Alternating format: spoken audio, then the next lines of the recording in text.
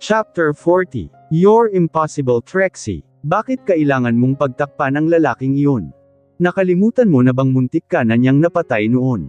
Malakas ang boses na wika ni Mama. Bakas sa boses nito ang matinding frustrations kaya naman hindi ako nakasagot. Trex naman, hindi pwedeng mahalin mo ang isang Dominic de la Fuente. Hindi kami papayag. Hindi pwede. Sagot naman ni Kuya. Pakiramdam ko bigla akong nawala ng kakampi sa pamilya namin. Ganoon ba sila kababaw? Dahil lang isa siyang de la Fuente hindi ko siya pwedeng mahalin. Sabihin mo sa akin Kuya, iyan ba ang dahilan mo kaya ayaw mo na kay Francine? Seryoso kong tanong. Kita ko ang pagdilim sa ekspresyon ng mukha ni Kuya. Hindi ko maiwasan na mapaiyak. Labas siya sa usapan na ito, Trixie. Huwag mong baguhin ang topic, seryosong sagot nito. Kung ganoon, ang babaw mo pala. Mula noon, hanggang ngayon, pinatunayan mo lang na hindi mo pala siya kayang ipaglaban, malungkot kong sagot sa kanya. At iyon ang tama, Trixie. Hindi ako papayag na magkaroon ng ugnayan ang pamilya natin sa pamilya ng mga de la Fuente na iyan. Kahit nagaano pa sila kay Amon, ayaw kong magkaroon ng koneksyon sa kanila. Galit naman na sagot ni Papa. Kaagad akong umiling. Sorry, hindi niyo po ako mapipigilan. Mahal ko si Dominic at hindi ako gagaya kay Kuya na hindi niya kayang ipaglaban ang babaeng mahal niya. Seryoso kong sagot, sabay tayo. Mabilis akong lumabas ng dining area dahil sa sama ng loob na nararamdaman ko sa kanila. Hindi ko akalain na ganito kakitid ang utak ng pamilya ko. Trixie, kinakausap pa kita. Kailan ka pa natutong maging bastos? Narinig ko pang sigaw ni Mama. Hindi ko na pinansin pa ang sigaw niyang iyon. Direko akong naglakad pabalik ng kwarto at kaagad na inilock ang pintuan. Ayaw ko silang makausap lahat. Hindi nila ako naiintindihan kaya naman wala nang dahilan pa para pagtalunan namin ang tungkol sa bagay na ito. Mabilis na lumipas ang mga araw. Naging aloof ako sa sarili kong pamilya. Halos minuminuto si Dominic na lang palagi ang laman ng isipan ko. Feeling ko nga napapabayaan ko na ang pag-aaral ko. Tulala na kasi ako palagi kapag nasa klase ako. Bigla akong nawala ng gana sa lahat. Araw ng Lunes, supposed to be nasa school ako pero nandito ako ngayon sa mall na paborito naming pasyalan noon ni Francine. Umaasa ako na muling mag-cruise ang landas namin at makausap ito. Si Francine lang ang posibleng makatulong sa akin para makita ulit si Dominic. Kung alam ko lang sana ang cellphone number na ginagamit nito baka matagal ko pa ito tinawagan. Pero hindi ko nakuha noong last kaming nag-usap. Nagpasya na lang akong pumunta sa paborito naming restaurant. Wala akong balak na pumasok ng school ngayon at wala din akong balak na umuwi ng mansion. Bahala na ang kinabukasan ko. Hindi talaga ako makapag-focus ngayon Hindi na ako masaya sa paligid ko. Kasalukuyan kong hinihintay ang order ko nang mapansin ko ang isang familiar na babae sa naglalakad sa hindi kalayuan sa kinaroroonan ko. Kitang-kita ko ang hitsura niya sa dingding na salamin ng restaurant kaya kaagad akong napatayo. Francine, hindi ko maiwasang bulong. Sa wakas, nagbunga din ang palagi kong pagtambay sa mall na ito. Nakita ko din ang isa sa mga target ko. Nagmamadali akong tumayo at kaagad na hinabol ito.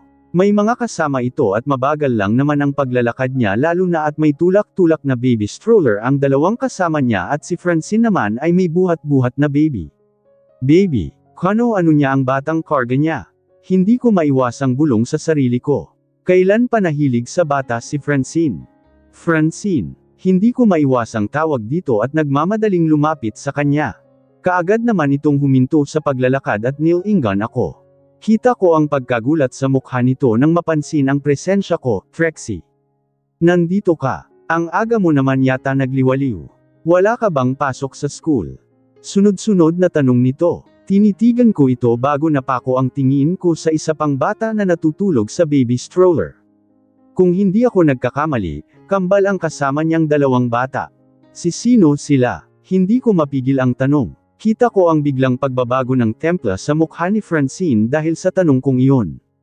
Saglit ako nitong tinitigan bago pilit nang umiti. Grabe ka, hindi mo pa nga sinasagot ang tanong ko, may panibago kang tanong sa akin. Paano tayo nito magkakaintindihan? Natatawa nitong sagot sa akin. Alam kong may pinagtatakpan ito kaya naman seryoso ko itong tinitigan. Franz, nagkaanak ka na ba? Nagkaanak ba kayong dalawa ni kuya? Seryoso kong tanong. Napansin ko ang biglang pag-iwas ng tingin nito sa akin. Sinenyasan ng isa da mga naka-uniform na kasama at ibinigay niya dito ang hawak niyang baby. Pagkatapos ay seryoso niya akong tinitigan bago tumango. Hindi na mahalaga kung nagkaanak kami or hindi. Kaya ko silang bigyan ng magandang buhay na hindi na kailangan pa ang presensya ng kanilang ama. Sagot nito. Natigilan ako, parang direkta na nitong inamin sa akin na nagkaanak nga silang dalawa ni kuya. Kung ganoon may mga pamangkin na ako. Alam ba ito ni kuya? Sinabi mo na ba sa kanya? Seryoso kong tanong. Kaagad itong umiling. Franz, huwag ka naman sanang maging unfair sa amin. Lalo na kay kuya. Karapatan niyang malaman ang tungkol dito. Sagot ko naman. Kaagad naman itong umiling. No need na Trex. Nagkausap na kaming dalawa ng kuya mo at ayaw ko na siyang guluhin. Hindi deserve ng pamilya mo na damaykit sa pamilya ko, sagot nito. Bakas sa boses nito ang lungkot habang sinasabi ang katagang iyon. Hindi ko naman siya maintindihan. For sure nabanggit na siguro ng kuya mo kung sino ako. Kung anong klaseng pamilya na meron ako ngayon wika nito. So what? Ano naman kung isa kang De La Fuente? May anak kayo at dapat nang maintindihan ni kuya iyon. Sagot ko sa kanya. How I wish na kaya niyang tanggapin kung anong klaseng pamilya ang pinanggalingan ko.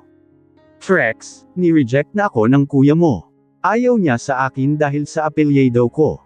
Naiiyak na sagot nito. Ano, nagawa niya sa iyo iyon? Imposible, sagot ko. Walang imposible sa kuya mo Trex. Ayaw kong ipagpilitan ang sarili ko sa kanya. Ayaw ko din gamitin ang mga anak ko para muli niyang mahalin. Masyado na akong nasaktan at wala nang dahilan pa para pag-usapan ang tungkol sa bagay na ito. Sagot nito kasabay ng pagtulo ng luha sa kanyang mga mata. Hindi ko naman maiwasan na makaramdam ng matinding awa sa kanya. Alam kong masyado siyang nasaktan sa mga nangyari. Sa umpisa pa lang, ipinaparamdam na ng lahat sa kanya na hindi sila bagay ni kuya.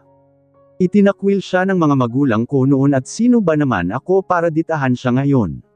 Wala akong karapatan para paghimasukan ang mga desisyon niya. Kahit na siya ang samalo ng pagmamahal ng mga magulang ko noong mga bata pa kami wala akong karapatan na magdamdam or magalit sa kanya. Pareho kaming biktima ng pagkakataon at walang ibang ipinakita si Francine sa akin noon kundi puro kabutihan lang. Tulala akong napatitig kay Francine. Kita ko ang lungkot sa kanyang mga mata dahil sa sinabi niyang iyon.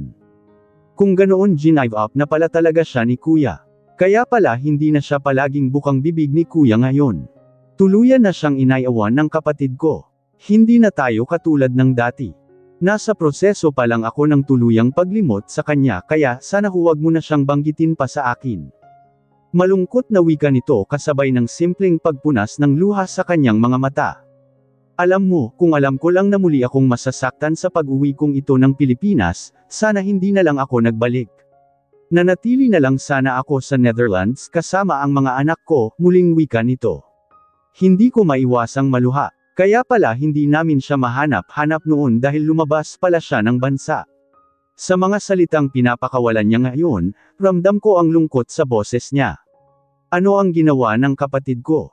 Kung talagang mahal niya si Francine, bakit hinayaan niyang masaktan ito?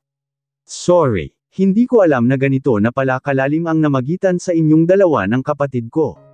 Sorry Franz, sagot ko sa kanya. Pilit naman itong ngumiti sa akin at hinawakan ako sa aking mga kamay. Ikaw pa rin ang Trexie na kinilala kong parang kapatid na. Malungkot ako sa biglaang paglayo ko sa inyo pero kailangan kong gawin iyon. May kasalanan akong nagawa kaya kailangan kong maging malakas. Sila mama, si papa, alam mo bang miss na miss ko na sila. Kaya lang, hindi na maibabalik pa ang mga nangyari na.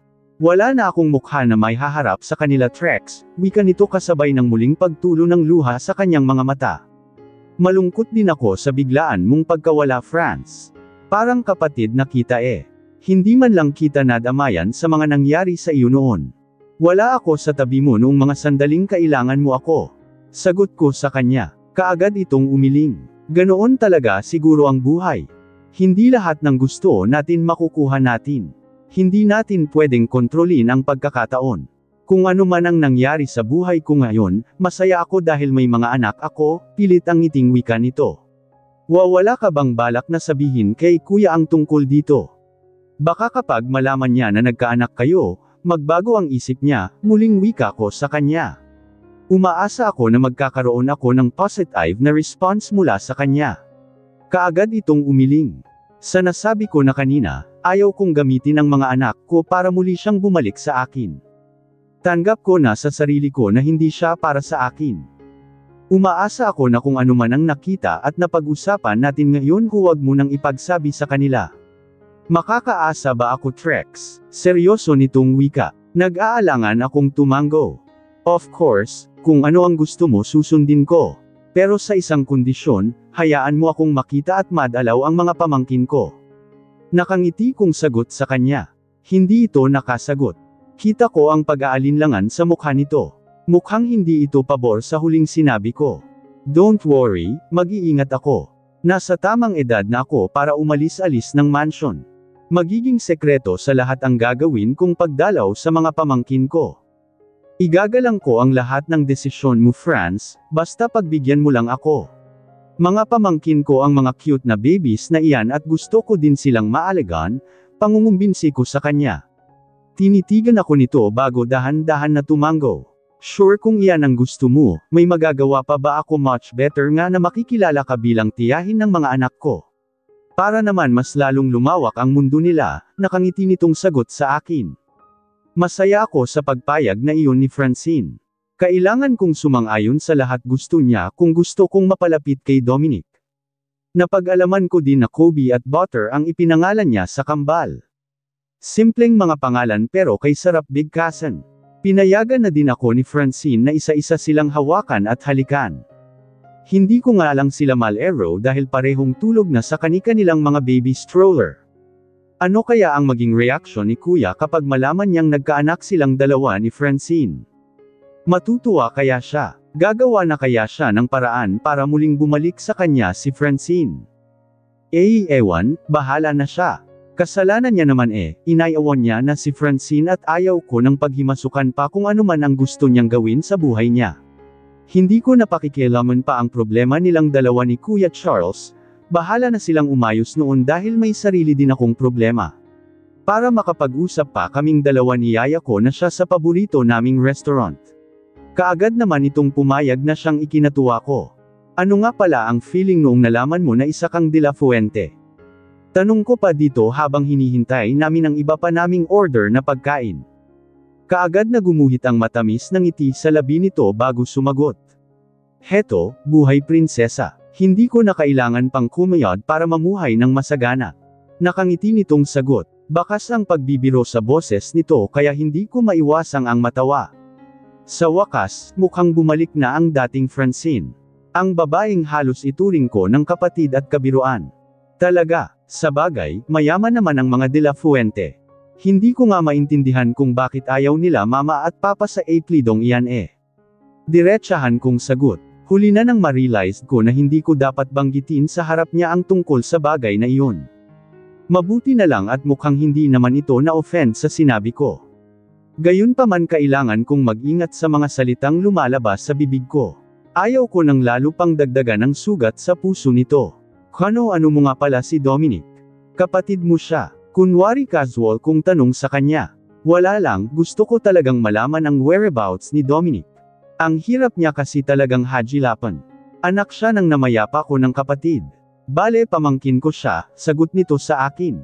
Kaagad naman akong tumango. Talaga bang masama ang ugali niya? I mean, sorry ha, iyon kasi ang mga naririnig ko Sagot ko sa kanya. Narinig ko pa ang mahina nitong pagtawa bago nagasalita. Alam mo, feeling ko talaga may naninira lang sa pangalan namin Hindi ko nga maintindihan kung bakit masama ang tingin sa amin ng ibang mga tao. Trex, mabait si Dominic. Siya ang palaging nasa tabi ko noong down na down ako. Hindi niya ako pinabayaan at mabait siya tao. Nakangiti nitong sagot sa akin. Parang musika naman sa pandinig ko ang sinabing iyon ni Francine. Sinasabi ko na nga mabait si Dominic at karapat-dapat lang na mahalin siya. Naging masaya ang mga sumunod na sandali sa aming dalawa ni Francine. Napatunayan namin sa aming mga sarili na talagang na-miss namin ang isa't isa. Para lang kaming bumalik sa dati habang nag-uusap. Ramdam ko ang kabaitan ni Francine. Kung silang dalawa ni Kuya Charles ang magkakatuluyan baka mas lalong maging masaya ako. Talagang boto ako sa kanya dahil alam ko na kung anong klaseng ugali meron siya. Hindi ko man lang naramdaman na nagbago ang ugali nito. Siya pa rin ang dating Francine na kilala ko kahit na kung tutuusin mas hamak na mayaman ang pamilyang pinagmulan nito kumpara sa akin. Mas gugustuhin ko pa na siya ang makatuluyan ni Kuya kaysa naman mapunta pa sa ibang babae ang tanga kong kapatid. Hey, ewan na lang talaga. Ang magagawa ko na lang siguro ngayon ay tuparin ang promise ko kay Francine. Hindi ko pwedeng sabihin kahit na sa sarili kong pamilya ang tungkol sa pagkakaroon ng anak nilang dalawa ni Kuya. Ayaw ko manghimasok sa bawat desisyon na gagawin niya. Bakit nga pala nandito ka sa mall? Wala ka bang pasok sa school? Narinig kong muling tanong ni Francine sa akin. Pilit naman akong ngumiti dito. May pasok ako pero bigla akong nawalan ng gana. Parang nakakaramdam na kasi ako ng boredom sa pag-aaral eh. Ewan ko ba, tapat kong sagot sa kanya. Tinitigan muna ako nito bago ako sinagot, bakit? I mean, hindi ka naman dating ganyan ah. Kilala kita sa pagiging seryoso sa pag-aaral. Sagot nito natigilan ako. Mukhang wala talaga itong alam sa ginawa ni Dominic sa akin. Nagtatalo tuloy ang kalooban ko kung sasabihin ko ba sa kanya ang ginawang pagdukot sa akin ni Dominic noon. Hindi ko din alam eh. Ikaw ba, wala ka bang plano na bumalik sa pag-aaral? Tanong ko, hindi ko pa alam. Maraming dapat unahin sa pamilya namin. Mas gusto din ni Dominic na pag-aralan ko na lang muna ang pamamalakad sa mga negosyo ni Daddy. Hindi ko din alam kung ano ang susundin ko. Alam mo na, iba na ang ngayon kumpara sa noon. Kailangan ko ng magseryoso dahil may mga anak na ako, nakangiti nitong sagot. Wala sa sariling natitigan ko si Francine. Kung tutuusin napakaganda niya talaga. Kung naging lalaki lang ako baka nagkagusto din ako sa kanya. Hindi halata sa hitsura nito na may iniindang problema. Siguro nga tanggap na din nito ang mga nangyayari sa buhay pag-ibig niya. Hindi katulad sa akin na hanggang ngayon nangangapa pa rin. Marami pa kaming napag-usapan ni Francine hanggang sa nagpasya na itong umuwi na. Biglang may tumawag sa kanya at kailangan daw ang presensya niya sa kanilang bahay. Sorry Trex, gustuhin ko man na magtagal dito sa mall hindi talaga pwede. Tumawag na si Daddy. May kailangan akong isukat kaya kailangan ko nang umuwi. Nakangiti pa nitong palm sa akin. Humugot muna ako ng malalim na buntong hininga bago sumagot, pwede bang sumama ako sa iyo? I mean, wala naman akong gagawin sa mansion at hindi naman na ako papasok sa school. Wika ko sa kanya at pilit na ngumiti. Kita ko ang pagkagulat sa maganda nitong mukha.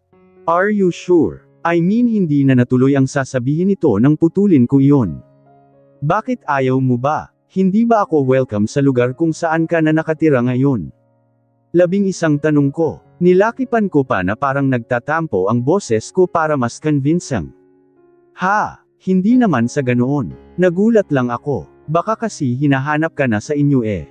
Nakangiti nitong sagot. Kaagad naman akong umiling. Hindi nila ako hahanapin dahil ang alam nila nasa school ako. Sige na please, isama mo na ako sa inyo. Nagsusumamo kong wika. Tinitigan muna ako nito bago dahan-dahan na tumango. Sige na nga, tatawa-tawa nitong sagot. Kaagad naman nagdiwang ang kalooban ko dahil sa sinabi nito. Sinasabi ko na nga eh, hindi ako matitiis ni Francine. Pagkalabas namin ng mall may nag-aabang ng convoy ng sasakyan sa amin sa exit pa lang.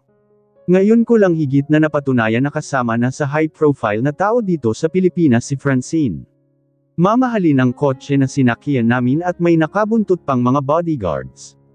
Siyempre naman, hinding-hindi ko sisirain ang mga pangako ko sa iyo France. Promise, hinding-hindi ako gagawa ng mga hakbang na hindi mo magugustuhan. Nakangiti kong sagot sa kanya. Saglit itong natigilan bago humugot ng malalim na buntong at hindi na ito umimik pa samantalang lihim naman akong nagdarasal na sana makita ko si Dominic sa pupuntahan naming bahay. Halos mahigit 1 buwan ko nandin siyang hinahanap pero bigo ako. Saan kaya palaging naglulungga ang taong iyon? Pagkatapos niyang ipatikim sa akin ang langit tsaka naman niya ako bibitinan. Kahit gawin niya pa akong slave okay lang sa akin eh. Basta makasama ko lang siya. Mahal ko siya at umaasa ako na matutunan niya din akong mahalin. Lahat gagawin ko para sa kanya. Bahala na, walang makakapigil sa gagawin ko. Kahit na ang sarili ko pang mga magulang hindi ko sila pakikinggan. Gagawin ko ang mga bagay na alam kong makakapagpasaya sa akin. We are here. Napapitlag pa ako nang muling nagsalita si Trixie. Hindi ko man lang namalayan na nakarating na pala kami. Na nandito na kami sa isang malawak na bakuran at sa harap namin ay ang isang napakagandang bahay na parang castle ang disenyo. Wow! Ang ganda, France! Dito ka ba nakatira? Hindi ko maiwasang sambit at mabilis na bumaba ng kotse. Muli sa kinatatayuan ko kita ko kung gaano katayog ang bahay na nasa harap namin.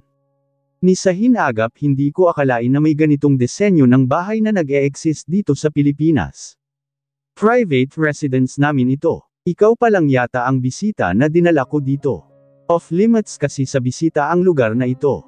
Gusto namin mapanatiling private ang lugar na ito. Nakangiti nitong sagot. Kung ganoon, ang swerte ko pala dahil pinayagan mo akong makapasok dito.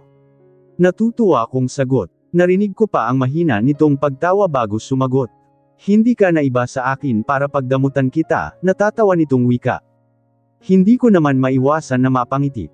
Nauna nang pumasok sa loob ang mga babies ni Francine habang karga ng kani-kanilang yoyos kaya naiwan kaming dalawa dito sa labas. So, ano ba ang maipaglilingkod ko sa iyo? Natatawa pa nitong tanong. Ano ba ang pwedeng gawin dito sa bahay niyo para malibang ako? Ayaw ko pa talagang umuwi sa amin eh. Baka mahuli ako nila mama na hindi na ako nagpapapasok sa school, sagot ko at pilit na ngumiti. Okay, pasok muna tayo sa loob. Magpalit muna tayo ng damit tapos magpaluto tayo sa chief namin ng paborito nating pagkain. Nakangiti nitong pagyayaya sa akin at hinawakan pa ako sa kamay. Sabay na kaming pumasok sa loob. Hindi ko mapigil ang mapa, wow, nang kaagad na bumungad sa paningin ko ang modernong disensyo ng bahay. Mga kagamitan pa lang nagsusumigaw na ang karangyan. Malayong malayo sa mansion namin. Naging abala ang mga mata ko sa kakatingin sa buong paligid kaya hindi ko na namalayan pa ang taong nagmamadaling naglakad palapit kay Francine. Nagulat na lang ako nang marinig ko ang boses nito, finally, umuwi ka din. Malakas ang boses na wika nito. Sapat na yun para bigla akong napalingon at kaagad kong nasalayan ang mukha ng taong matagal ko nang gustong makita ulit. Ramdam ko ang panginginig ng buo kong katawan dahil sa presensya ni Dominic. Sa wakas, nakita ko din siya ulit. Si Francine lang talaga ang susi para muling mag-cruise ang landas naming dalawa. Nasa kay Francine ang buo nitong atensyon kaya naman muli akong tumalikod sa kanila. Hindi ko din kasi talaga alam kung paano ito ay approach. Kung ganoon, nandito siya palagi sa bahay na ito. Dito siya nakatira at kung hindi ko sisirain ang tiwala sa akin ni Francine malaya akong makakalabas-pasok sa bahay na ito. Bakit ba? Kukulitin mo na naman ba ako na sumama sa opisina mo? Tuldok. Dominic naman. Si Daddy na mismo ang nagsabi sa akin na pwede ko daw gawin lahat ng gusto ko. Hindi niya ako inooblega na pag-aralan kung anong negosyo meron ang pamilya natin. Maraming mga tao ang pwedeng gumawa noon kaya huwag mo akong ini-stress. Narinig ko pang singgal ni Francine kay Dominic. Mukhang nag-matured na ang kaibigan ko. Marunong na itong magalit eh. Marunong na din maniga. Palagi kasi itong mahinahon noong nasa mansion pa ito nakatira. I already talked to Grandpa at nagbigay na siya ng go signal sa akin na pwede na daw kitang turuan. Hindi niya lang siguro masabi-sabi sa iyo dahil masyado kang mahal noon bilang bunsong anak niya, narinig kong sagot ni Dominic. Mahinahon ang boses nito kahit na nakasigaw na halos si Francine kung makipag-usap sa kanya. Paano ngayon iyan, nakapag-enroll na ako? Mas matimbang sa akin ang maging doktor kaysa maging negosyante. Sagot naman ni Francine. Hindi ko na narinig pa na sumagot si Dominic kaya dahan-dahan akong lumingon sa kanila. Maling move yata ang ginawa ko dahil, napansin kong nakatitig pala ito sa gawi ko. Huli na para itago ko sa kanya ang mukha ko dahil alam kong nakita niya na iyon base na din sa gulat na reaksyon nito ngayon. Mabuti na lang at muling nagsalita si Francine. Balak yata akong ipakilala kay Dominic. Naalala mo ba si Trixie? Iyong muntik nang mapatay ng tauhan mo ilang years na ang nakakaraan. Nagkita kami sa mall at inimbitahan ko siya dito kaya magtino ka. Kaagad na wika ni Francine habang naglalakad palapit sa akin. Hindi ko naman alam kung ano ang gagawin ko. Ang akala ko talaga ready na ako sa muling pagkikita naming dalawa pero mukhang nagkamali ako. Hindi ko kasi alam ang gagawin ko ngayong nasa harap ko na siya. Wala akong maisip na salita para batiin ito. Trex, siguro naman naalala mo pa siya diba? Don't worry, hindi nagagawa ng kahit na anong bagay ang pamangkin kong iyan na ikakapahamak mo. Narinig ko pang wika ni Francine sa akin pagkalapit nito. Awkward, dahil walang umiimik sa aming dalawa ni Dominic. Pareho lang kaming nakatitig sa isa't isa at kung wala lang si Francine baka maghapon namin itong gawin. Hello guys, may kasama pa ba ako dito? Laway mo Trex, panasan mo. Narinig kong muling wika ni Francine kasabay na pagtapik sa balikat ko. Parang bigla naman akong nagising sa isang malalim na panaginip. Paimpol ko pang pinaunasan ang bibig ko sa pag-aakalang tumulo nga ang laway ko. Pagtawa ni Francine ang umaalingaw-ngaw sa buong paligid kaya naman napakurap ako ng makailang beses sabay iwas ng tingin kay Dominic. Ano bang nangyari sa inyong dalawa? Bakit parang pareho kayong nakakita ng multo? Muling wika ni Francine. Tumikim muna ako ng makailang ulit bago ito sinagot, wala. Na nagulat lang ako. Hay hindi ko akalain na makikita ko siya dito. Pautal-utal ko namang sagot. Muli akong napasulyap kay Dominic at napansin kong mukhang nakabawi na din ito sa pagkagulat. Hindi ko tuloy maiwasan na makaramdam ng excitement nang mapansin ko na naglalakad na ito palapit sa akin. Nice to meet you again cutie Trexie. Wika pa nito sabay lahad ng kanyang palad sa akin. Diyos ko, gusto niyang makipag-shake hands. Parang gusto ko tuloy pagpawisan ng malapot lalo na nang maamoy ko ang pamilyar nitong amoy. Kung wala lang si Francine sa harap namin baka niyakap ko na ito at hinalikan sa labi. Hindi niya ba alam na sobra ko siyang na-miss? Gosh, bakit pakiramdam ko lalo itong naging gwapo? Mamula-mula ang labi nito at parang kay sarap halikan. Hindi ba siya naninigarilyo kaya na-maintain niya ang ganyan ka-sweet na labi? Na nice to meet you din. Sagot ko at agad na tinangap ang kanyang palad. Parang gusto kong kapusin ang paghinga. Pagkadikit pa lang ng aming mga palad, kaagad kong naramdaman ang libo-libong boltahe ng kuryente na dumaloy sa buo kong katawan. Bigla din akong nakaramdam ng pagkauhaw. Nagising lang ako sa isang katotohanan nang wala sa sariling napatingin ako kay Francine. Nagtataka ang mga matang nagpapalipat-lipat ng tingin ito sa aming dalawa ni Dominic kaya kahit ayaw kong bumitaw kay Dominic ginawa ko na lang. Mahirap na, baka pagdudahan pa ako ng kaibigan ko. Alam nyo, bagay kayong dalawa. Ano kaya kung ligawan mo si Trexie Dom? Para naman makapag-asawa ka na. Hindi ko maiwasang magulat sa suhestyon na iyon ni Francine. Well, magdilang anghel sana siya. Willing talaga akong magpaligaw sa isang Dominic de la Fuente. Kapag mangyari iyon hindi ko na talaga ito pahihirapan pa. Sasagutin ko kaagad ito lalo na at ngayon pa lang excited na ang katawang lupa ko na matikman ulit ang yakap at halik nito. Ligawan. Kung payag ang kaibigan mo, why not? Maganda siya at mukhang hindi naman siya mahirap mahalin. Narinig kong sagot ni Dominic. Kaagad naman gumuhit ang masayang ngiti sa labi ni Francine dahil sa narinig niyang iyon. Oo, aasahan ko iyan ha. Para naman maputol na ang sumpa sa pamilya natin, huwag mo nang pakawalan pa si Trexie. Malay mo siya pala ang babaeng matagal mo nang hinahanap, nakangiting sagot naman ni Francine. Walang pagsidla ng tuwa na nararamdaman ng puso ko habang pinapakinggan ang sinasabi nito. Kung ganoon, boto din pala sa akin si Francine para kay Dominic. Malaking bagay sa akin yun dahil alam ko na parang kapatid na ang turing sa akin ni Francine.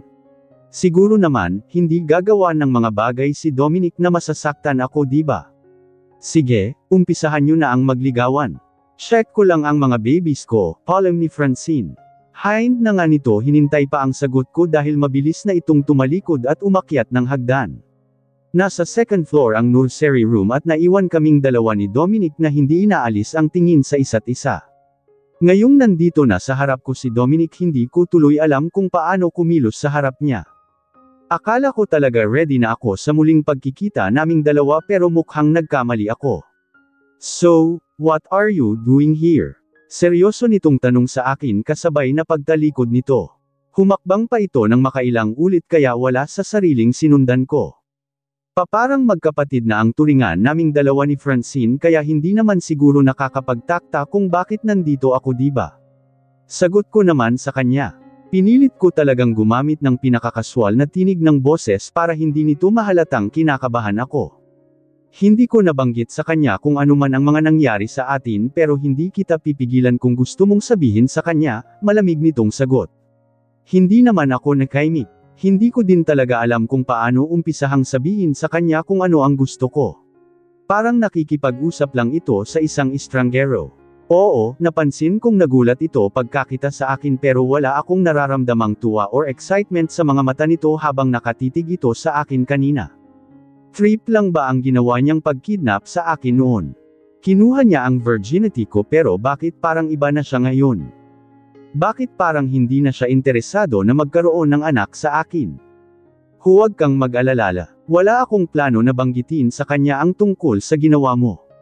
Sagot ko. Natigilan ito at muli akong nilingan. Well, dapat ba akong magpasalamat?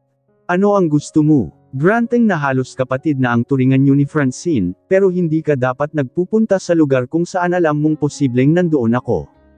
Dapat umiwas ka na sa akin, sagot nito. Muli akong natameme.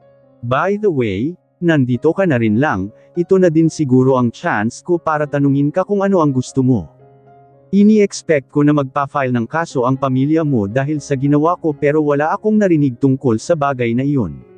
Trixie, how much? Handa akong magbigay ng kahit magkano, mabayaran ko lang ang mga nagawa ko sa iyo. Muling wika nito, para namang bomba na sumabog sa pandinig ko ang sinabi nito. Anong ibig mong sabihin? Gusto mong bayaran ang dangal ko? Hindi ako makapaniwalang tanong sa kanya. Yes, iyon lang ang paraang alam ko para hindi na natuloy pa ang sasabihin nito ng pag-alit akong sumagot. Hindi mababayaran ng kahit na anong salapi ang kinuha mo sa akin. Halos pasiga akong sagot sa kanya. Wala na akong pakialam kung may makakarinig man sa aming dalawa. Masyado akong nainsulto sa sinabi ngayon ni Dominic. Anong klaseng pag-uugali meron siya? Bakit kailangan niyang gawin sa akin ito? Hey, relax. Gusto ko lang naman mabigayan ng compensation ang nangyari sa atin. Wala akong ibang ibig sabihin noon, sagot naman nito. Hindi ko mapigilan ang pagkayem ng kamao ko. Parang gusto ko itong pagsasamapilan dahil sa malaking insulto na ibinigay niya sa akin ngayon. Ganyan ka ba kasama? Ano ang akala mo? Kayang bayaran ng salapi ang lahat ng kawalang hiyaan na ginawa mo sa akin? Ganyan na ba kaliit ang tingin mo sa akin? Basag ang boses na tanong ko. Hindi ko na din napigilan pa ang pagtulo ng luha sa aking mga mata. Natigilan naman ito at kaagad na nag-iwas ng tingin sa akin. Fine, ano ang gusto mo? Ano ang pwede kong gawin para mapagbayaran ko ang lahat ng kasamaan na ginawa ko sa iyo? Tanong nito. Paimpal kong pinunasan ang luha sa aking mga mata at tinitigan ito. Pakasalan mo ako. Mahina kong sagot. Sapat lang iyon para marinig niya. Hindi nakaligtas sa paningin ko ang pagkagulat sa ekspresyon ng mukha nito. Natatanong ang mga matang tumitig ito akin. I said, pakasalan mo ako. Kung gusto mong makabawi sa lahat ng ginawa mo sa akin, magpakasal tayo. Wika ko ulit. Alam kong kahit na sino magugulat sa offer ko ngayon. Pero wala akong choice, gusto ko si Dominic. Gusto kong mapasaakan siya habang buhay. Kung kabaliwan man ang namutawi sa bibig ko ngayon lang, wala na akong pakialam pa. Basta ang alam ko, mahal ko siya at ipaglalaban ko siya kahit kanino. Kahit nasa sarili ko pang mga magulang. Hindi ako tutulad kay Kuya Charles na hindi niya kayang ipaglaban ang babaeng mahal niya. Magkapatid kami pero magkaiba kami ng prinsipyo. Are you crazy? Kasal? Nagbibiro ka ba? Tanong nito. Seryoso ko itong tinitigan. Yes, bahala ka na kung anuman ang iisipin mo. Kung gusto mong pagbayaran lahat ng ginawa mo sa akin, pakasalan mo ako. Iyon lang at wala nang iba. Sagot ko. Kita ko kung gaano ito kaseryoso habang nakatitig sa akin. No, hindi pwede ang gusto mong mangyari. Sorry, pero hindi ko maibibigay sa iyo ang hiling mo. Sagot nito. Pakiramdam ko biglang sinaksak ang puso ko dahil sa sinabi nito. Hindi pa ready ang kalooban ko para makatanggap ng rejection mula sa kanya. Aware ka naman siguro kung sino ako, diba? Kung ano ang pagkatao mo. Aware ka din na nireject ng kapatid mo si Francine dahil sa apelyido niya. Sa palagay mo ba matatanggap ng pamilya mo ang gusto mong mangyari? Sagot nito. Huwag mong gawing komplikado ang lahat, Trixie. Dahil malabong mangyari ang gusto mo. Sagot nito at mabilis na naglakad palayo sa akin. Kaagad naman nag-uunahan sa pagpatak ang luha sa aking mga mata. Napansin ko pa ang pagpasok ni Dominic sa isang pintuan kaya kaagad ko itong sinundan. Pintuan pala ito palabas ng bahay. Swimming pool lang ang pagitan at may nakita pa akong isa pang pintuan papasok sa kabilang bahay. Bale dalawang malaking bahay pala ito na magkatabi at papunta doon si Dominic kaya mabilis ko itong sinundan. Hindi pwedeng tumanggi siya sa gusto kong mangyari. May gusto man siya sa akin o wala, hindi na mahalaga sa akin iyon. Ang importante sa akin ay ang makasama siya palagi. Naku ma'am, bawal po kayo dito. Pagkapasok ko sa loob ay kaagad akong sinalubong ng isang naka-uniform na kasambahay. Nakangiti ko naman itong hinarap. Bisita po ako ni Dominic Manang. Pilit ang ngiting sagot ko dito. Sinipat muna ako nito ng tingin bago tumango. Ganoon po ba? Wala po kasing nababanggit si Master na may bisita siya ngayong araw. Isa pa hindi na natuloy pa ang sasabi nito nang putulin ko na iyon. Susundan ko na lang po siya sa kwarto niya Manang. Excuse me, nakangiti kong wika at pasimpleng naglakad papuntang hagdan. Wala po siya sa kwarto ma'am. Nasa entertainment room po si Master. Wika naman nito. Natigilan naman ako. Buong tamis ko itong nginitian bago ko sinagot. Kung ganoon, pwede bang samahan mo ako sa kanya? Please. Hindi naman siguro ako makapasok sa lugar na ito kung walang pahintulot niya diba? Friendly ko pang wika sa kanya. Alanganin itong tumango at nagpatiuna ng naglakad kaya naman kaagad ko itong sinundan. Nasa loob po siya ma'am. Pasok na lang po kayo sa loob. Wika nito nang huminto kami sa isang nakasaradong pintuan. Kaagad ko naman itong sinunod at mabilis kong pinahit ang seradura. Mabuti na lang at hindi yun nakalock kaya mabilis akong nakapasok sa loob. Isinara ko lang ang pintuan at kaagad na iginala ang tingin sa buong paligid. Tahimik ang buong paligid at kaagad na nahadjap ng tingin ko si Dominic na prenteng nakaupo sa isang mahabang sofa. Nakakunot ang noong nakatitig ito sa akin. What do you want? Bakit kailangan mo akong sundan? Malamig na tanong nito sa akin. Napalunok ako ng aking laway at mabilis na naglakad palapit dito. Payag na ako. Gusto kong magkaanak sa iyo Dominic de la Fuente. Sagot ko at mabilis na naupo sa kandanggan nito.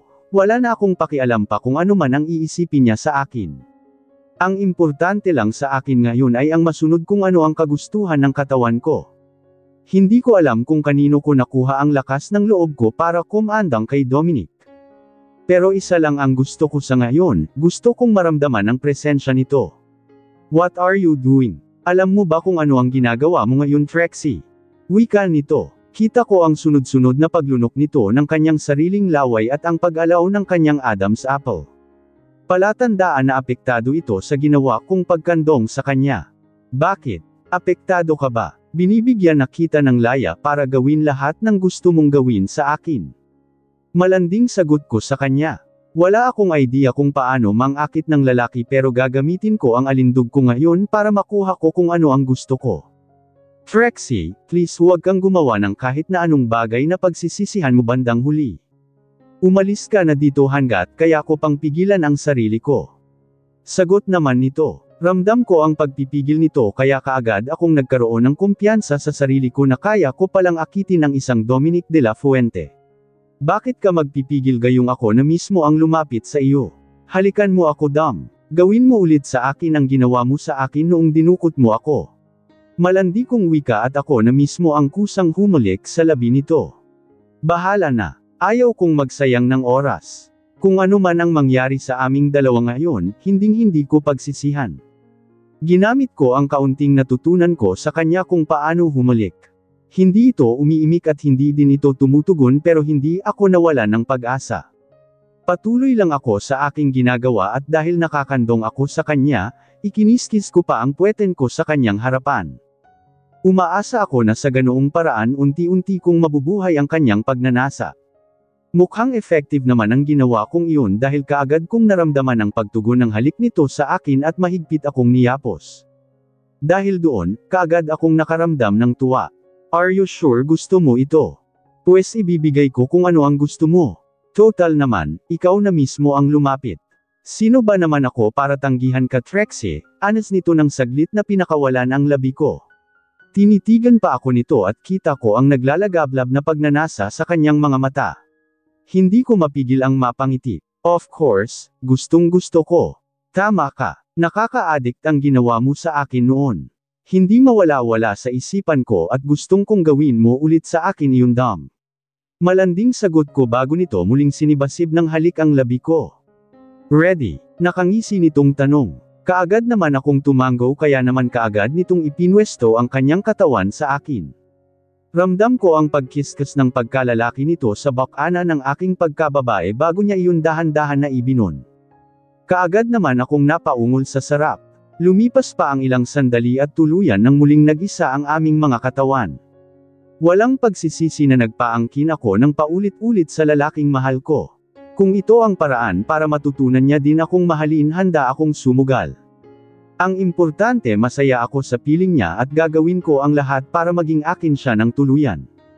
Pagod kong naihiga ang katawan ko sa sofa pagkatapos ng mainit na sandali sa aming dalawa.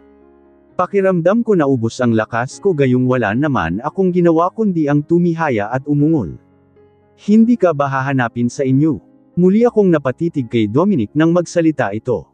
Pagkatapos ng mainit na sandali sa aming dalawa ngayon lang ito nagsalita. Dahan-dahan naman akong bumangon ng sofa at hinagilap ang mga damit ko na nangkalat sa sahig. Oo, hubad-hubad pa rin ako sa harap niya ngayon pero himala dahil comfortable ako sa presensya niya. Sabagay, wala naman talaga akong dapat na itago sa kanya dahil nakita at naangkin niya na ang katawan ko, hindi naman siguro. Ang alam nila nasa school ako. Sagot ko pa impol kong tiningnan ang suot kong relo. Nagulat pa ako dahil halos 3:00 na pala ng hapon. 1 oras na lang at darating na sa school ang personal driver ko para sunduin ako. Isa pa, baka hinahanap na din ako ni Francine.